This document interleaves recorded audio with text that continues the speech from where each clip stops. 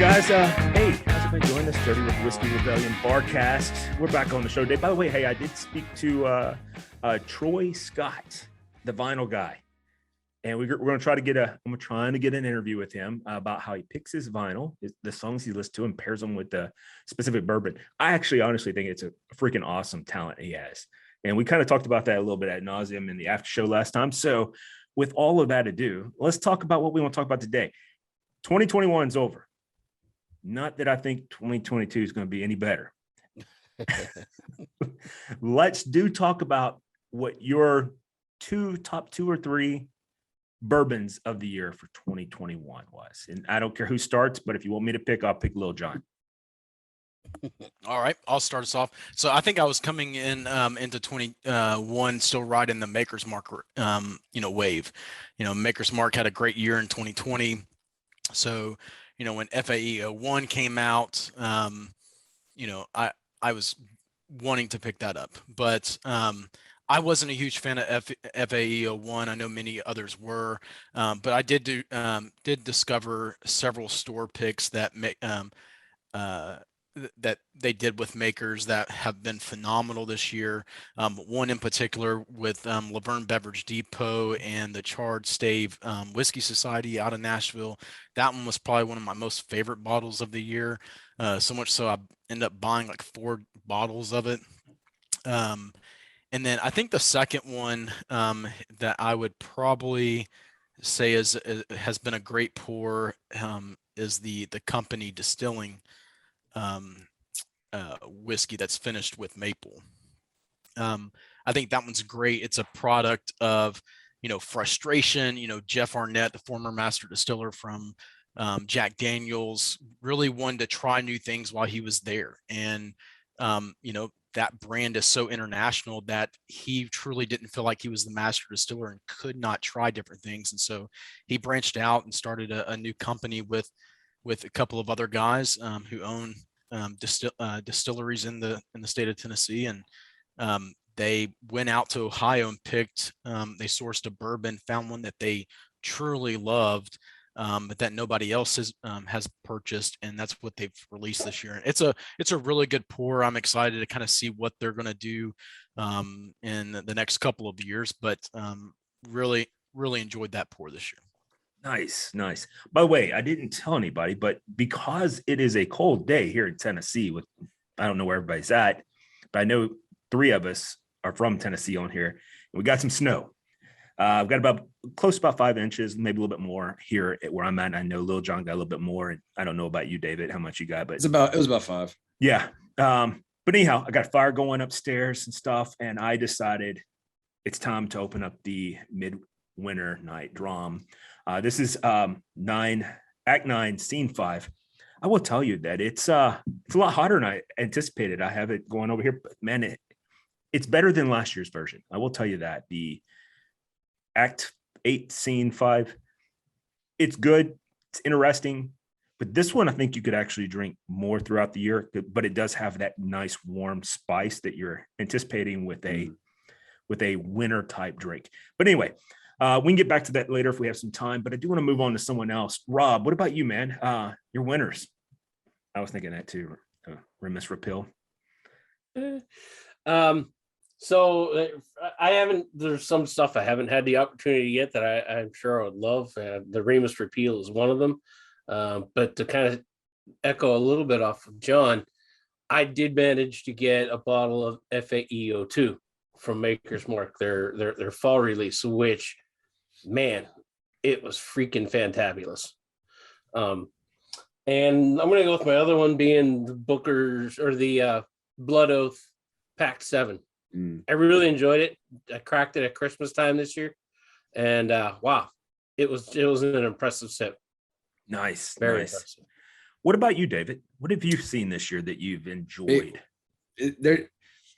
I hadn't had a lot of time to spend thinking about this because I didn't see the little topic thing beforehand. But for me, it was in the chat that you wrote. Okay, you said it was the after show chat, so I wasn't looking. Whatever.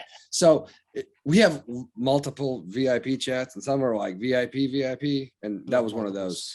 But anyway, So for me, the two, honestly, because they were the most memorable for me.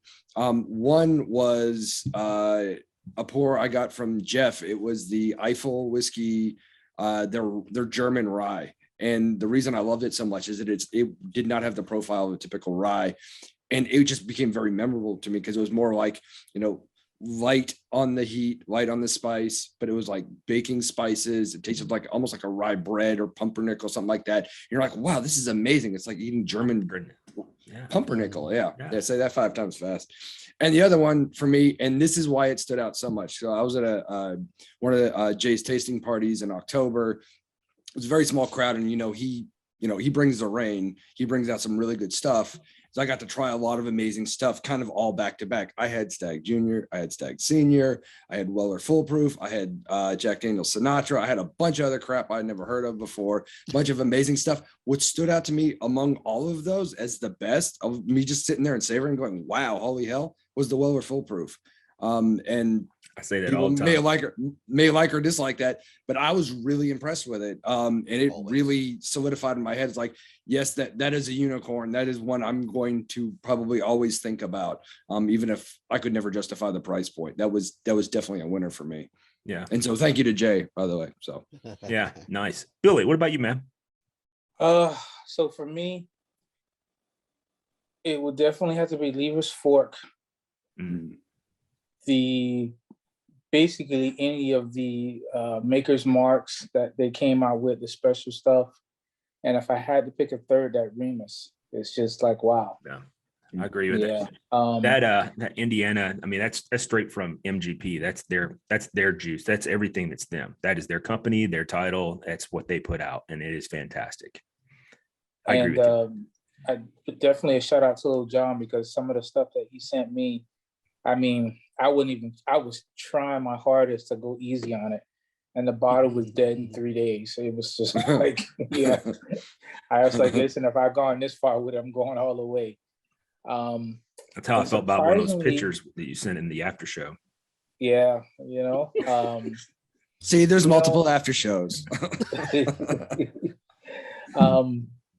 I think this, with those three, I'm really looking forward to seeing what's coming up this year. It really gives you some good options outside of the standard, Eagle Rares and stuff like that. So it's some good choices. I'm really looking forward to seeing what's coming out this year. Yep, I'm with you. Marky Mark. All right, so in no order. I agree. Remus 5. Baumburger 2021. I have not had that yet. I have it upstairs, but I've not opened it yet. And there's a Maker's Mark barrel finish called French Kiss. God damn, that's good. As far as I know, if it's only in Florida, but it's damn good. I bought 2. I have it open a second. I killed the first one. I have it open a second. Or if that's because I have no mash laws there, so they can have the French kiss. Could be. Okay. Just curious. Anyhow, so I guess that would leave me up. For me, I could say a litany of things, and every one of you guys added stuff that was great. The first one I would put is the Bardstown Fusion. That was fantastic. The red bottle, I have it upstairs. It was everything I could do not to just hammer straight through that. It's like, it's upstairs, put top back on it. I got it signed by the master distiller. That's not what all makes it wonderful. It's just really, really good. I would also put all the Maker's Marks, but I'm going to go outside the box, and I know David knows what I'm going to pick. But for price point and everything, there you go. Big Mustache, really. I mean, it's hard to beat, man. It is hard to beat. It's really good. It's like, I think it's supposed to be between $39 and $49. I'm suggesting. Usually get it around 50. Yeah. More, but yeah. Well, I never paid over 40. Unless you know somebody, But I love the mystery with it. I like the black bottle. I mean, that looks like a wine bottle, I would also agree with Billy with the Libra's Fork bottle and bond, but I think that was actually 2020, because their 2021 is it's been a long year, is man. the one that was the, Yeah. I think it's called the Tennessee Bourbon, I believe. The other one was Tennessee Whiskey. Is the one we sent down there to Miami. And so I personally did not like the new release that they put out this year. I think it's a green label too. I'm not 100% sure, but you guys know my thoughts on Leaper's Fork. It is good. But for me, that would be the ones that were the most interesting. Don't get me wrong. Maker's Mark, F82, fantastic. I was not a big fan of the F81. Like I think Lil John pointed out, a lot of people didn't like it. I was one of those people. Every one of the freaking store picks I've gotten are gone. Like they are good. If you get a store pick of a Maker's Mark, I don't know if maybe they just don't let people pick and they just like, hey, we picked this for you, take it. It's a winner. I think maybe that might be what's happening. Put your name on the top of the barrel. We'll tell everybody it's yours, but in real reality, it's not. So I find that all to be, they're doing something great up there. That's what I'll say about that. But other than that, I think 2021 bourbon wise, with the exception of the big great conspiracy, we need to have I guess bourbon it'd be bourbon theorist, like alien theorist, be bourbon theorist, and so we can figure out what happened to what kind of hijinks was going on with the Stag Senior this past year. Why did we suddenly remove after batch 17 the junior from the bottle? Like what's going on? So all of this kind of stuff. I think outside of those things, it's a good year for bourbon. I really do think so. I think there's things out there that were interesting. And I think it's awesome that MGP is putting out their own stuff now with the Remus repeal. That is freaking good. That is a fantastic bottle.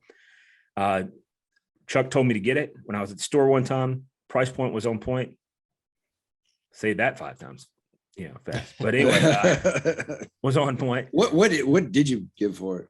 I think it's listed for. I think the MSRP on it's between, depending on which state you're in, because taxes, is between $89 and $99. I think I paid right at $89 or $92. Well, okay. So it was somewhere right in there. But Mark, what did you get for it? 69, but it dropped. They get us here, man. Yeah, it dropped at a Costco here. So gotcha. See, it would have been probably that always helps. I got it Yeah. Costco.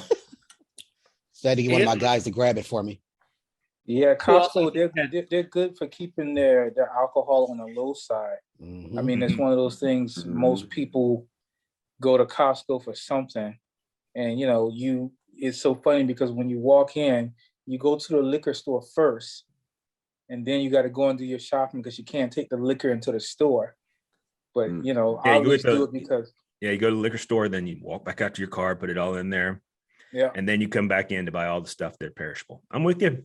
I've never done that before. I have a Costco. I'm an executive member. I have a Costco card. So, and one of the local Costco's, they had Blanton's. They only had like 6 of them. Wow. And they were like $55. I walk in and I get one, and I was like, you know what? Let me just go ahead and get a couple more. I go back. Literally, the guy had the rest of them in his car. I was like, why did I do that? So that's the thing with Costco. When you see it, get it, because you never know. Yeah, somebody's gonna blow. I was down there one time and seen the largest bottle of Bullet I've ever seen. It was like a 3-gallon bottle. I was like, who the hell gets a 3-gallon bottle? Yeah, really? Yeah. It's like Super Mario size. Yeah, I was like, I thought it was a prop, and the guy was like, no, it's for sale. And I'm like, what? Damn. Like, how do you pour it? Like, you put it on the back of your truck and lean it? Because of Costco, they have the put a tap on it, family size one, and it's only like $50. And every time my wife goes in there, regardless of where the Bullet at is here, as long as it's open, she's gonna get another one, no matter what. So it's like, okay, there you go. If I was going to put in another provisional pick this year for, and by the way, I haven't forgotten about you, Mark, is all the toasted products. The, like the Elijah Craig Toasted Barrel. This is my 3rd or 4th bottle that I've had. You can see how much left of this one. Now I do have another full bottle, so it's not like I'm starving over here. But my point is that I'm sure Toast has been around for a while, but for whatever reason they flooded the market this year. Like you have the Crossroads by Blue Note, fantastic. Crossroads is great. Yeah. And And I'll Basil know soon. Hayden. I'll know soon. yeah, you will know soon. Yeah. That's another the good one. the Basil Hayden, I thought it was decent. If you find it at suggested MSRP, it is on point. I think at that. Well, it's like 34. Or if you've got a really good friend in Florida. Yeah, I think if it's MSRP, it might be worth it. Yeah. It's I will tell you it's forgettable though. I mean, like it's not. I would disagree. I know it's lower proof. I know Basil Hayden is lower proof. I just found it incredibly just, sweet and tasty and palatable. And it's the kind of thing I could probably drink in a night if I don't watch my ass kind of thing, because it is lower proof. It is very easy to drink. It would be the kind of thing that I would share with people I like, because I know it's going to go really fast versus so I was at I'm going to change it real brief. I was at a New Year's Eve party, and I brought a bottle of Sazerac Rye, which I'd never had before. And I found it on a shelf just randomly. And I was like, oh, this is cool. I'll open it up. And I watched people kind of like fly through it. And I'm like, damn it, they did drink that a little bit fast. And mixing it with Coca-Cola and everything else. And I'm like, don't get mad, David. Be all right. But like, that is not a bottle I would bring to a gathering like that. Cause like, I don't know y'all really like that. But like good friends, like, let's tear it down. It would go fast. But it's definitely a good friend. It's definitely a good friend's bottle, because if you can get your hands on a bottle of Sazerac right now, you're a very fortunate person. Yeah. I still got about a third left. I got about 4. The one thing, I am thoroughly convinced at MSRP that Rob says he works for the schools, but I think he really works for like ABC. He works for Weller. He's one of those guys that sit in he sits very high, like John Wick, the table, the high table. That's where Rob sits. Him and like 3 of his boys. By the way, great movies. By the way, the whole series is freaking fantastic. I haven't seen the last one yet. Parabellum? Yeah. Good one. Yeah. No, I love the John Wick movies. They're great. Yeah. Yeah, it's a great movie. They are fantastic. Does anybody know what Parabellum means by any chance? Cody? No. I figure if anybody would know, you would. It's a math. It sounds like a math term, but I don't know it. Give me a minute to look it up. Well, it has to do with like there's a Latin phrase that says Sic Pacus Parabellum, which means you train for peace, not war. So if you want peace, be ready for war. Yeah. Which was in the first Punisher movie, by the way. Ah. I mean, that's not a great tattoo. I like that.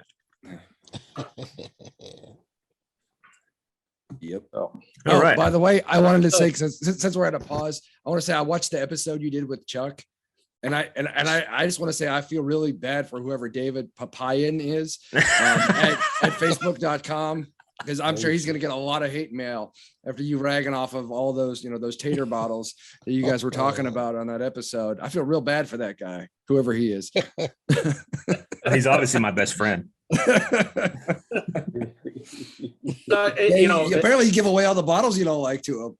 I do that. Like chopped liver. So are you confessing you might be that guy? It's my alter ego. Oh my. David Papayan. For an additional shout out for something for 2021, and I'm looking at Lux Row as a distiller in general. I mean, I've got their Davies counties. They've got the Chardonnay cask, the Cabernet cask, and the regular. It's a blue label bourbon. Their Thomas S. Moores, both in the port Chardonnay and Cabernet. Ezra, all the Ezra lines that came out, they were really pushing 99. They're Rebel Yell 100s, 10 years. I got picked up with quite a few. I think I've got an entire shelf behind the bar here of just Lux Row products. And then, of course, Blood Oath, the Pack 7. I mean, they had a pretty decent year. And a lot of that stuff I was able to find in PA towards the end of the year. Yep. I know Mark had sent me a 99 and a Distiller's Collection, but it ended up popping up here on the shelves in PA towards the end of the year. So I was able to purchase some backups. but all really, really good stuff. I think Lux Row is another one that's going to be one to. Yeah. And they merged with somebody. Who did they MGP. buy? MGP. Right. Wow. Again, this just makes me really think if we put all our collections together just as a group, Oh I shit. think we'd be able to give anybody a run for their money. Oh, for Any sure. bar, No one can touch us. hotel, I think we give anybody a real hell of a run for their money. That'd be a lot of bourbon. Yeah. Yeah. A It would be a lot. bourbon house. We'd have to rent a house. Mhm. I mean, I know Jody had talked about, Leaper's Fork and the Big Mustache. That's a local. Is there anybody else out there that's had anything for 21 that, I mean, I know I've got one or two that I can talk about, but is there any other local whiskeys that are in your areas that you may not be able to get that you think were winners for that area? So real quick, so you guys know I went to Snowflake this year. The 2020 Snowflake, god damn, that's a good bottle. I hadn't even opened the 21 yet. The 2020 was the COVID bottle that they didn't sell last year. They just bottled it. That damn 2020 is really good. Now, granted, that's out of Colorado, but goddamn, that's a really, really good bottle. And Oh, we I've have had some great picks from Colorado. I mean, I've got a bottle of Copper Sky right there. That's freaking fantastic. Mm-hmm. The thing about Miami is this: we don't really produce anything, of course, because here in Florida, but we have some good stuff.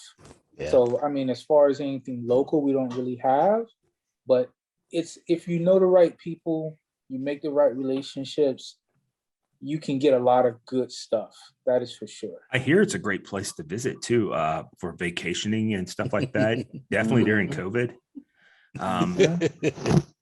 So I'm just saying, I've heard that. Hey, did you guys hear it snowed in Florida the other day? Yeah, in Jacksonville. And It was like 3 flakes or 4 flakes. No, it I mean, it sat on the ground for about 10 minutes, but that was it. Yeah.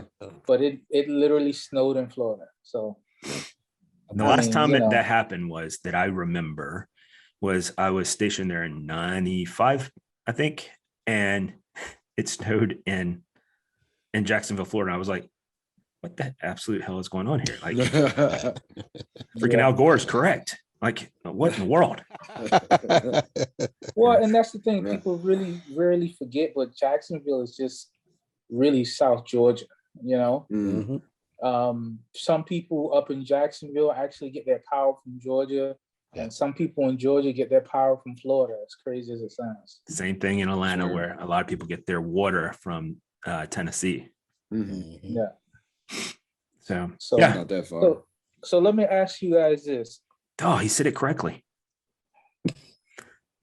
I'm gonna let that one ride, but okay. Oh man.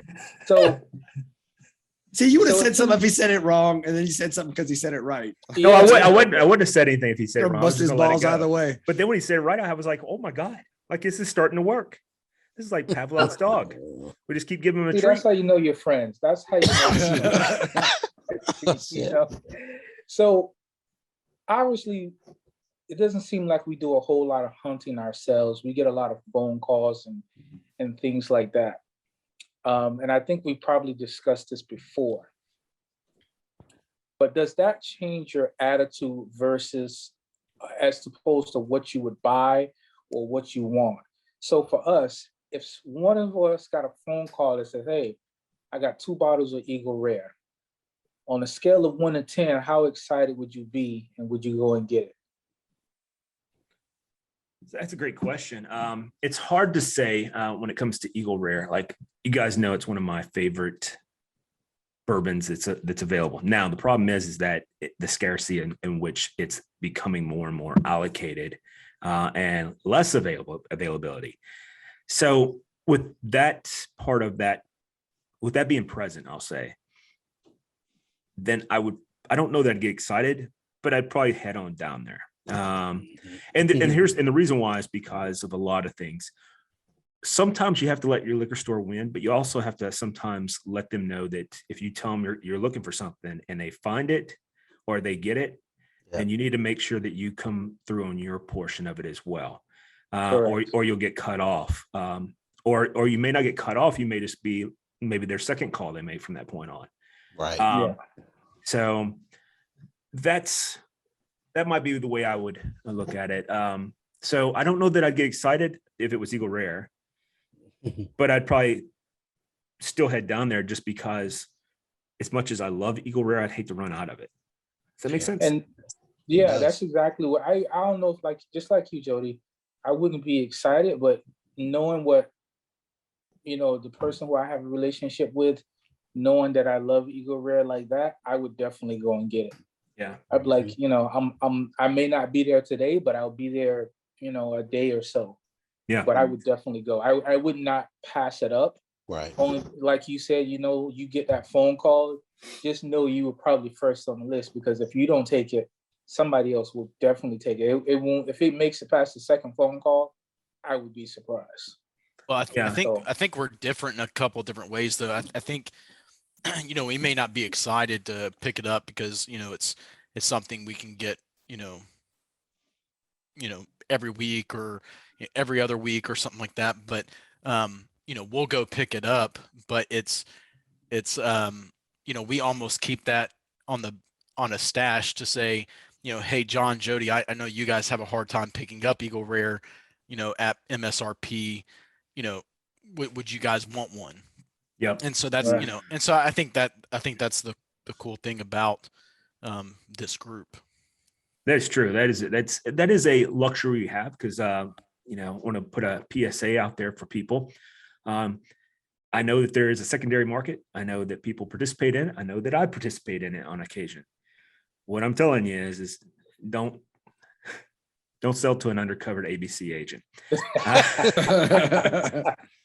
Because though it may just be a misdemeanor, and though it may just be a fine and this, that, and whatever, everybody in the bourbon world is going to make fun of you.